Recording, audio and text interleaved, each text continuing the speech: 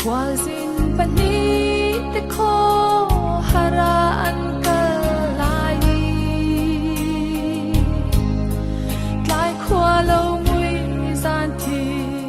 min anang dona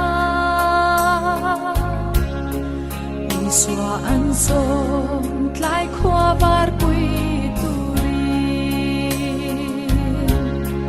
Kanhe na om tatse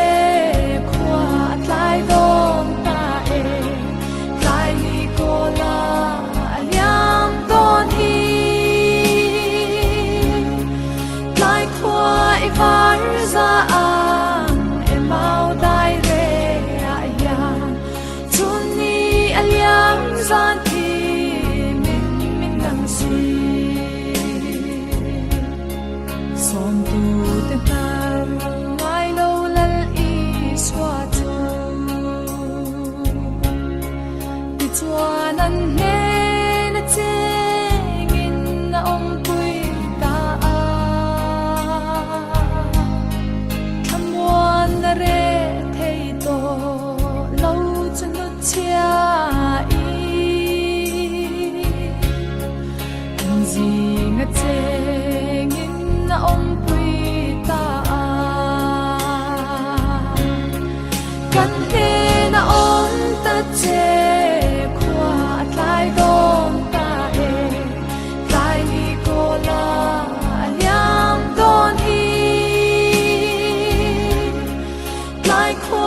Varza ang emaw dai re ayan Tuni alyang zanti min nang si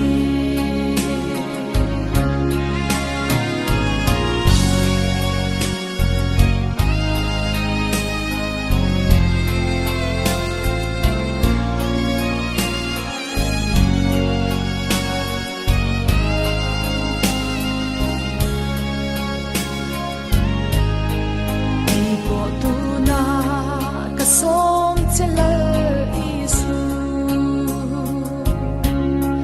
ka khovel dam lai ni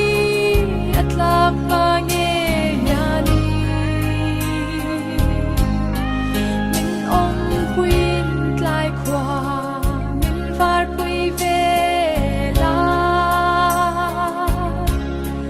ka tharau lo ngak ro ilal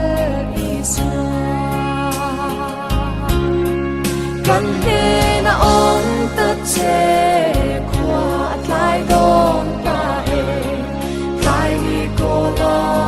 alyam don hi Tlai kwa varza ang emaw dai re ayan Tuni alyam zan